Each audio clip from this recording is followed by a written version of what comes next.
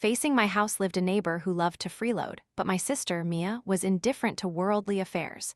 When my food delivery went missing, eaten by the neighbor across the street, Mia advised me to be generous. It's just one meal. We're neighbors, don't fuss over it. My expensive jewelry was stolen by the neighbor. Not only did Mia stop me from calling the police, but she also gave away some of my other jewelry to them. It's just a few things. You make so much money, buying more is no big deal. A distant relative is not as good as a close neighbor. If you're so narrow-minded, who will want to help you in the future? Then even the medicine I bought was stolen by the neighbor. When I went to ask for it back, their cat jumped at me, knocking me over and triggering a severe asthma attack. I suffocated and died. Mia's eyes were red-rimmed, but she chose to forgive, not blaming the neighbor. It's all because Miu was never generous with our neighbors. She brought this upon herself. When I opened my eyes again, I had been reincarnated. I was reborn at the moment we were preparing to move. Seeing Mia standing by the door, calmly supervising the moving, shivers ran down my spine. The wicked neighbor was certainly hateful, but Mia was no innocent party either. In my previous life, if not for Mia's moral shackles, how could the neighbor across the street have become so audacious? And how could I have died from an asthma attack triggered by theft? Mia, how big does a house need to be considered generous? Don't get a little money and start dreaming too big, it won't last long. This small bedroom just lacks sunlight, that's all. It's fine. In my previous life, I was already unhappy with this house even before moving in, but under Mia's persuasion, I still moved. She then demanded that, as her younger sister, I should be understanding and let her have the large, sunny south-facing room. This time, I flatly interrupted her. You're right, let's just live in this house. I just remembered I have work to do at the company. I'm sorry to trouble you with the packing today. I'll be going now. Mia's expression froze for a moment, the corners of her mouth twitching twice. She pointed at the messy pile of belongings in the house. You want me to pack all this? That's right, Mia. Anyway, you said it's a small house. It should be easy to pack. You can't say one thing and do another, can you? Fight fire with fire. Mia opened her mouth but couldn't utter a word. I smiled with satisfaction, turned, and walked away. Mia always claimed to be noble, detached from worldly affairs. In my past life, because she was my only relative, I willingly protected her. But her actions sent shivers down my spine. In this life, I would not live under her schemes anymore. If she wanted to be unworldly, then she could go play with the wicked neighbor herself.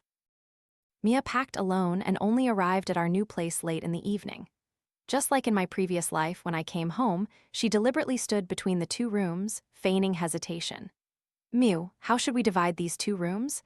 Actually, it's fine if I don't have sunlight. You're the one who earns money to support the family, so you should have the south-facing room. Even though my health isn't great, and the doctor said I should get more sun, I still put you first. In my previous life, I was swayed by these words and without a second thought, gave her the sunny south-facing room. This time, I pretended not to grasp her hidden meaning. I picked up my luggage and walked straight into the south-facing bedroom. Then I won't be polite. After all, I work hard and need good rest to earn money. The large south-facing room is mine. Before she could say anything, I closed the door. Looking at her hesitant expression, I knew Mia wasn't truly noble. She was just used to using these tactics to gain advantage for herself. If I didn't indulge her, she couldn't do anything. The next morning, I proactively took Mia to knock on Mrs. Lee's door. Seeing Mrs. Lee's face, I gritted my teeth to control myself. Auntie, we're the new neighbors who just moved in across the street. We hope you'll help us out in the future. After saying that, I pushed Mia forward. Normally, I go to work and my sister stays at home. If you ever need anything, just find her. Don't be shy. Mia didn't know what she was about to face. She was just like in my previous life, gentle and friendly, linking arms with Mrs. Lee. Auntie, from now on, we're neighbors. Looking at Mrs. Lee's scrutinizing and probing eyes, I smiled without revealing anything. One person who couldn't get enough of freeloading, and one who pretended to be noble and detached from worldly affairs. How could I not have seen in my past life that these two were a perfect match? To withdraw from this battle, I feigned a business trip, leaving the battlefield to them.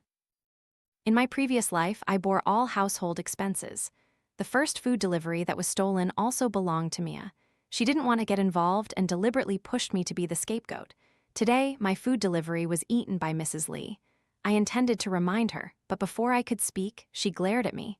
I didn't know when I would ever fix my fear of arguing with others. Oh, it's just one food delivery. If Auntie likes it, she can have it. It's no big deal for a young person to skip one meal. Mia felt bad for my wages. I didn't complain the first time, nor the second, but as the number of incidents increased, my anger erupted. So the fourth time my food was stolen, I went to knock on her door and scolded her. The old neighbor was not an easy opponent. She used her age to attack me. When I tried to call the police, my sister, Mia, became a saint. In just a few words, she put all the blame on me. After just 2 incidents, my reputation in this new neighborhood was completely ruined. Meanwhile, she became the understanding person who respected the elderly. This time, I took all my valuable belongings with me. Without me to take the lead, I wanted to see if Mia could endure it. In the first week I was gone, I received a few complaints from Mia. The neighbor across the street doesn't have a clear sense of boundaries, but we can also be tolerant. After all, nobody's perfect. By the second week, she was starting to get a little angry. Mew, the neighbor has eaten our food delivery for the 4th time. When are you coming back to help me talk to her? I used her own words from my previous life to reply, what's there to be afraid of? Besides, it's just one meal, why fuss over it? By the 3rd week, Mia had started to learn her lesson. Mew, the neighbor has taken your clothes and made them into bedding for her cat. Do you want to come back for a visit? I smiled, instantly understanding that she wanted to leverage my help, but I didn't fall for it. Mia, those are clothes I don't need anymore. Giving them to Auntie is fine. After several times where I pretended to order food deliveries, when Mia called me, she was almost furious. When are you coming back? The neighbor has stolen my food delivery again. I haven't even seen the bag. This is the 8th time. I tried to stifle my laughter. I hadn't ordered any food, so where would it have been stolen from? When the conflict between them was about to erupt, I promised to return the next day. Not only did I return, but I also bought a lot of delicious food and invited Mrs. Lee over to eat with us. Mia opened the door, and as soon as she saw Mrs. Lee's face, her expression almost shattered. She pulled me aside and whispered, "Why did you invite her?"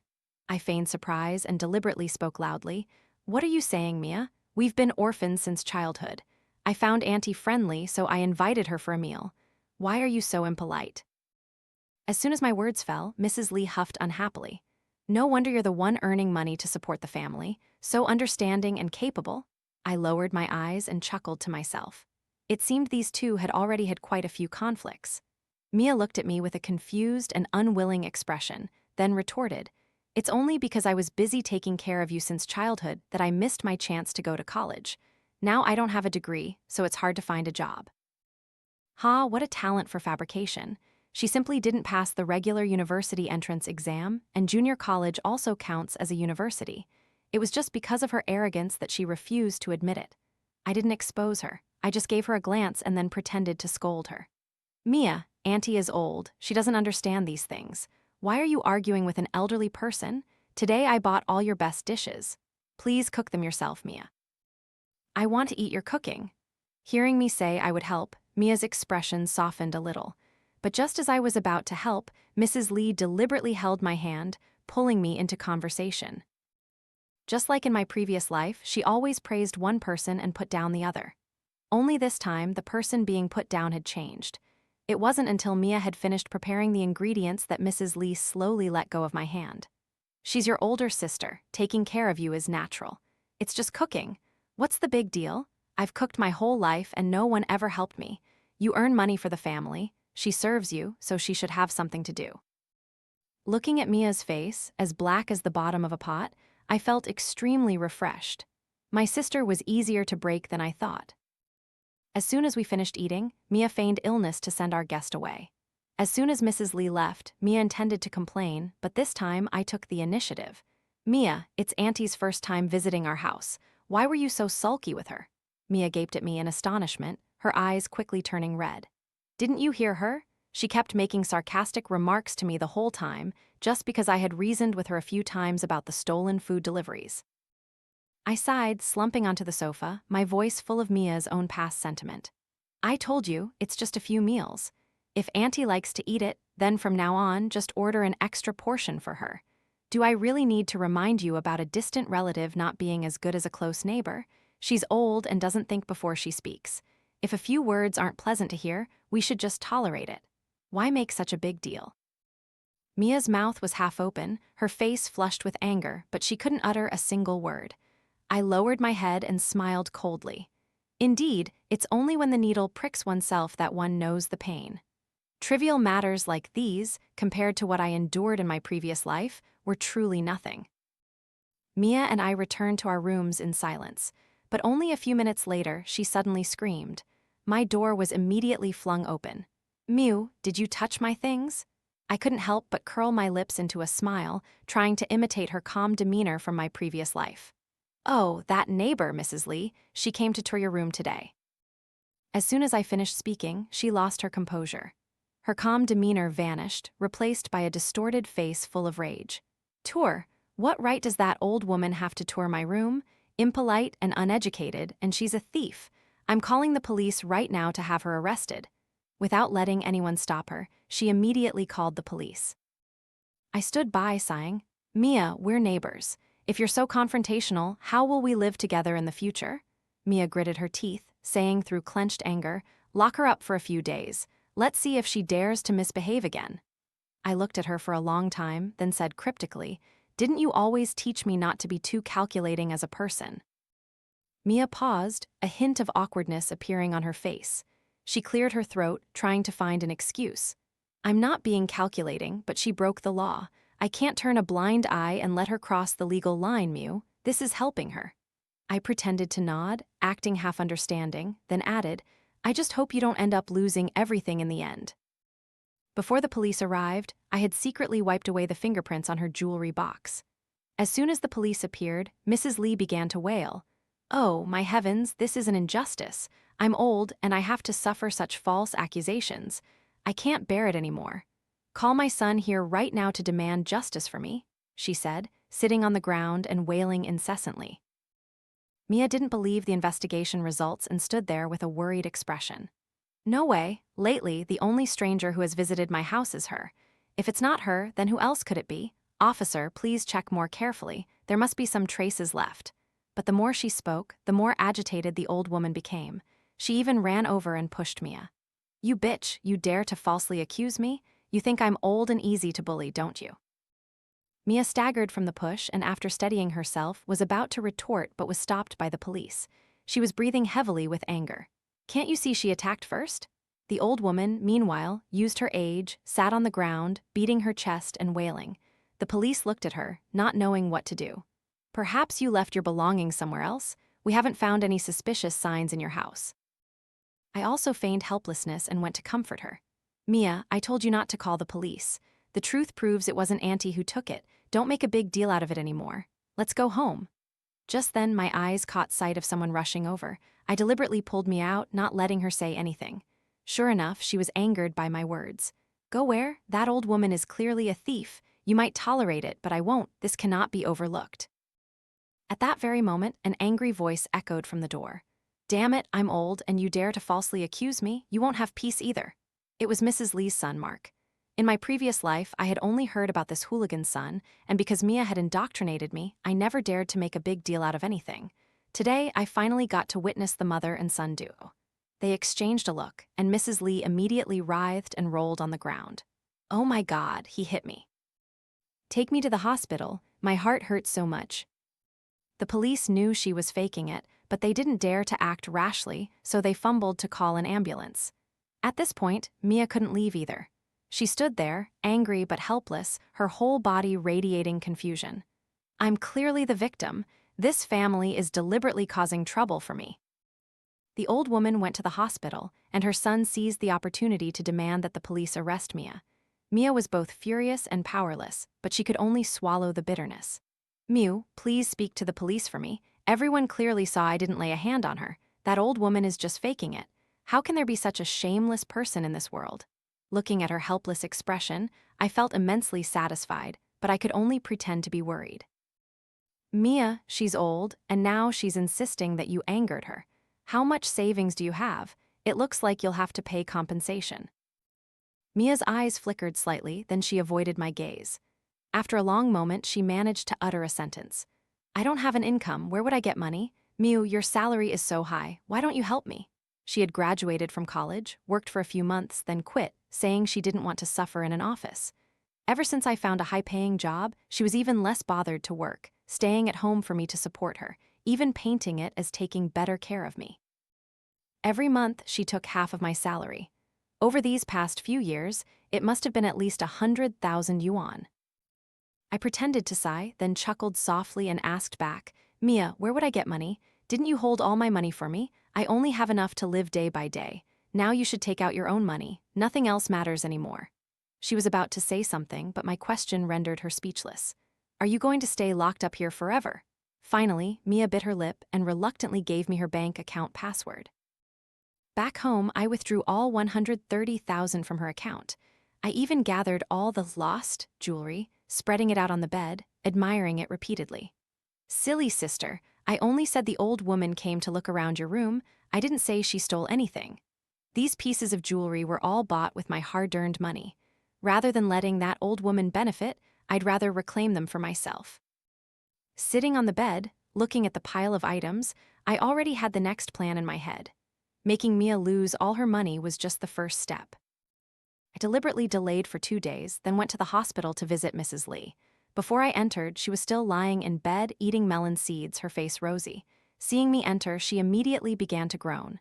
"Oh, the pain." I gave a faint smile, pretending to inquire. "Auntie, are you still angry? Is your health better?" In this life, the conflict with her family was Mia's problem. Though the mother and son didn't have a good attitude towards me, it wasn't as aggressive as in my previous life. Mrs. Lee's son snorted coldly. "You still dare to come here? My mother is so old and you falsely accuse her. How can she bear this injustice?" Mrs. Lee quickly added. "That's right, I didn't steal anything. Your sister clearly deliberately caused trouble for me and falsely accused me." I had to try to suppress my laughter because I knew better than anyone that she was indeed wrong. She just hadn't had the chance to act yet. "Auntie, my sister has been pampered since childhood. She's also very scared now. What do you want to do to resolve this? I'll listen to you." Both mother and son exchanged glances, their intention to demand compensation clearly written on their faces. "This matter is not unforgivable, but your family must show some sincerity. Otherwise, I'll just stay in the hospital indefinitely, and your family will pay all the medical bills. As for your sister, she can just stay in jail. As long as I don't go home for a day, your sister won't be allowed out." I looked at the pile of melon seed shells on the floor, nodding repeatedly, then began to pretend to complain about our poverty. "Auntie, compensation is certainly due, but we are just two girls earning a few pennies in this society. It's not easy. Your son looks dashing. He doesn't seem to be married yet, does he?" The mother and son instinctively looked at each other. Their gazes, not very friendly, began to focus on me, making me shiver. I quickly waved my hand. "Auntie, what I mean is, my sister doesn't have a boyfriend either." "I wouldn't touch that guy," Mark yelled. "I would never marry a woman like that. Make me marry her. Dream on." I looked closely at him, a muscular man with a thick waist and protruding cheekbones like an alien, probably over 30. Anyone marrying him would truly suffer a great loss. I didn't rush to retort. I sat down, peeled an apple, and said calmly, "Auntie, nowadays, to marry a wife, you have to prepare at least several tens of thousands. My sister wronged you first, but I don't need a bride price or a house or anything. You'd get a free daughter-in-law, and later you'd have grandchildren to dote on. Wouldn't that be great?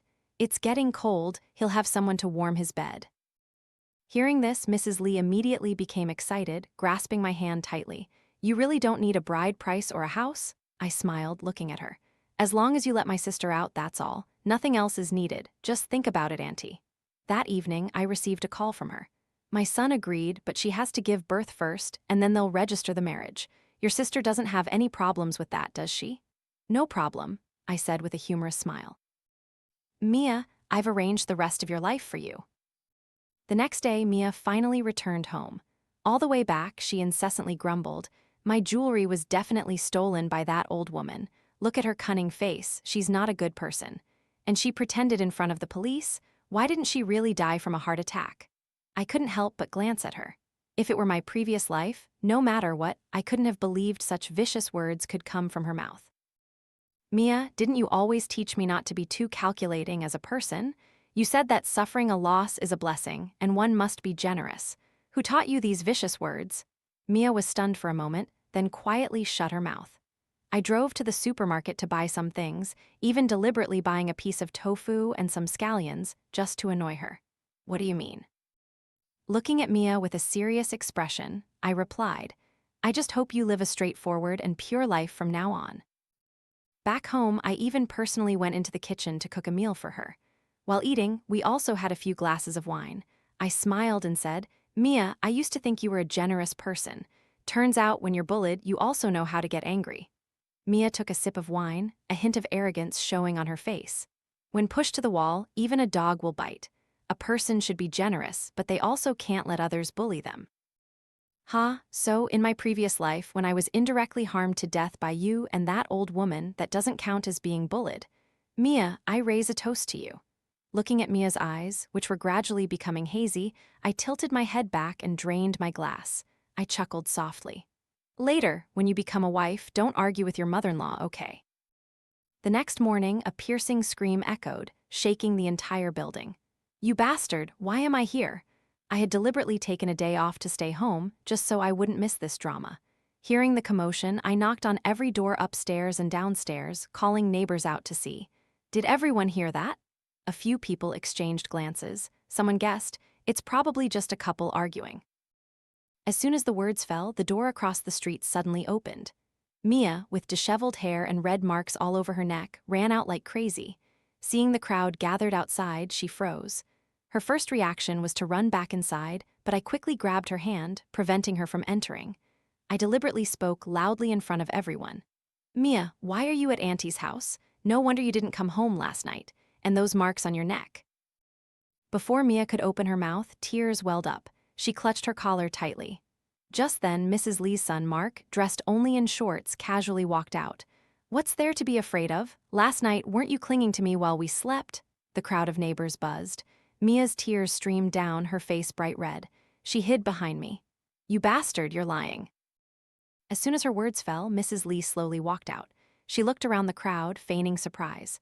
Oh, what's there to see? Everyone's been through it. Young people nowadays are truly too noisy. I couldn't sleep all night. She turned to everyone and casually added, Sorry to bother everyone. I apologize on behalf of my son. What a shameless family. In just a few words, they had turned the two into lovers. The neighbors' eyes on Mia began to change. If they're willing, then fine, but why cause such a scene? Mia panicked, crying and explaining, No, it's not. Last night I was still eating at home. I don't know how it ended up like this. She clung to my arm, pleading, Miu, say something? I feigned helplessness, gently nodding to everyone. Whatever my sister says, that's how it is. Everyone, please disperse. The neighbors all nodded, leaving while pointing and whispering about Mia. She couldn't bear those stares and lunged to attack Mark. You're lying. This wasn't consensual. You raped me. How could I ever look at you? Mark grabbed her wrist, even pinching her breast right in front of everyone. Last night wasn't enough. Now you want to keep playing? I lowered my head, concealing my cold eyes. Mia's karma had finally arrived. Back home, Mia rushed into the bathroom, scrubbing herself for an hour. Finally, she emerged, looking drained. Are you okay? I asked, trying to stifle my laughter. She stood like a wooden puppet in the living room, speaking as if in a daze. I have to call the police. I'll sue that bastard for rape. I frowned, looking at her. Are you sure? As if remembering something, her body began to tremble, her eyes filled with fear. Finally, she held her head and sat on the ground. I want to call the police. He's an animal, he raped me. Miu, hurry and call the police. She cried and shook my leg. I remained standing, looking down at her, and slowly said, Even if it was rape, why didn't he rape anyone else, only you? Mia froze. What are you saying? I patiently repeated, but unexpectedly she screamed in despair. Are you blaming the victim? He raped me, that's his fault, not mine. I also want to ask you, last night I was clearly eating at home, so why did I wake up this morning in his house? Don't you dare try to manipulate me with your nonsensical logic. I looked directly into Mia's eyes, repeating word for word the things she had said to me in my previous life. He raped you not because you falsely accused his mother, did he? How many times have I told you that you must live in harmony with your neighbors? Now you brought this upon yourself, so don't blame anyone. Mia's eyes flickered with a stunned, then angry expression. She angrily unleashed all her fury on me. How can you take the side of an outsider? At a time like this, you're defending someone else? Looking at her furious state, I couldn't help but want to laugh. Serves her right. In my previous life, when I died, she was even more indifferent than this. I took her phone, preventing her from calling the police. That evening, when the neighbor mother and son came to our house, I released her from her room. As soon as she saw them, Mia's emotions immediately erupted. "You bastards, I'll kill you." Without another word, she rushed into the kitchen and grabbed a butcher knife. I originally intended to pretend to stop her a little, but unexpectedly, she actually swung the knife, intending to strike me. My eyes turned cold, and I quickly dodged aside. Reborn a lifetime, Mia still wanted me dead. Immediately after, Mark kicked her, sending her flying over a meter away. Mia lay sprawled on the ground, writhing in pain but unable to get up. I stood by, watching coldly. She really wanted to kill me just now. "What are you pretending for? You were so happy in my bed. Now that the deed is done, I'm ready to take responsibility for you. Why aren't you grateful and just enjoy it?" He smirked. "If you want to make a big deal out of it, I'm not afraid either. In the end, you're the one who will lose face. Let's see who would want to marry a worn-out old thing like you after this." Mia was so angry she coughed. Mrs. Lee, standing by, added fuel to the fire. "Who knows if she's still a virgin? Well, since things have come to this, let's consider my son to be at a disadvantage. Our family is just unlucky. Now, you just obediently give birth to a strong, healthy grandson for our family, and then my son will register the marriage with you. Otherwise, our family wouldn't even glance at someone like you." Mia sprang up, looking like she wanted to use a knife to kill, but could only clench her teeth and say resentfully, "You people are dreaming." The mother and son burst into mocking laughter. "Then wait to become famous throughout this neighborhood." They left. Mia cried until her eyes were swollen. "I'd rather die than marry him," I coldly reminded her. "He's a notorious hooligan in this area, acquainted with all sorts of bad people. Think carefully, Mia. At this point, you no longer have a choice." Mia reported to the police, but he had wiped away all evidence, making it impossible for the police to convict him. When he left the station, he even loudly provoked her. "You brought this upon yourself. Called the police, huh? Just wait and regret it." From that day on, for half a month, Mia didn't dare to step out of the house. The entire neighborhood knew about her being raped. That guy shamelessly flaunted it, but Mia couldn't bear the pointing and staring eyes. She tried to wait until everything settled down before daring to go out. Unexpectedly, on her very first day, she was stopped by a few thugs in an alley who made crude advances. When I arrived to pick her up, she was huddled in a corner, trembling. That guy was still smoking, standing not far away, looking at me with meaningful eyes. I frowned and walked towards her. "What's wrong again?" Mia gritted her teeth, pointing at him, but couldn't say anything. I pretended to side with her, shouting, "He ruined my sister like this. What more does he want?" That guy spit out his cigarette butt, smirked, and said, "Give me a child. If she doesn't give birth, she won't have peace." He looked at her with contempt. "Does she like the feeling of being raped, so she's deliberately delaying and refusing to bear my child? Next time I'll call a few more of my brothers over. Don't rush." Mia began to curse, but after a few curses, she burst into sobbing tears, sitting on the ground, crying until she couldn't breathe. I patted her shoulder, my tone comforting. "This is fate, Mia. Just accept it." After being stopped by the thugs 3 times, Mia finally accepted her fate, moving in with the neighbor across the street.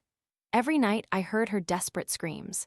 In less than half a month, she had visibly become thinner. I feigned concern. "Mia, what happened to you?" Mia looked at me with empty eyes, not saying a word. Abused by that man at night, and having to battle wits with his mother during the day, it would be strange if she didn't collapse. 2 months later, Mia became pregnant. Mrs. Lee gleefully boasted to me, "My son is truly amazing. He can even plant seeds and make them grow in this area." That guy snickered, reaching out, causing Mia to reflexively hug her head and back away. I saw everything but merely raised my wine glass, toasting with them. After dinner, as usual, Mia should have returned home with them, but this time, she rarely made a request. Because she was pregnant, they agreed to let her stay at my house for one night. "You're staying at my house tonight. Do you want to say something?" Mia looked at me for a long time, a flicker of clarity occasionally appearing in her chaotic eyes. A moment later, she abruptly spoke. "You're clearly younger than me. Why didn't that beast touch you?" Looking at Mia's malicious and resentful eyes, I chuckled softly, gently placing my hand on her belly. "Mia, that proves your brother-in-law loves you. Your story is truly a fated, entangled one. And now you have a child. Aren't you happy?" Mia said nothing, just stared at me. I didn't flinch, meeting her gaze. The 2 sisters sat together, but each harbored their own schemes. A moment later, Mia suddenly took a wool doll from her pocket and threw it straight at my face.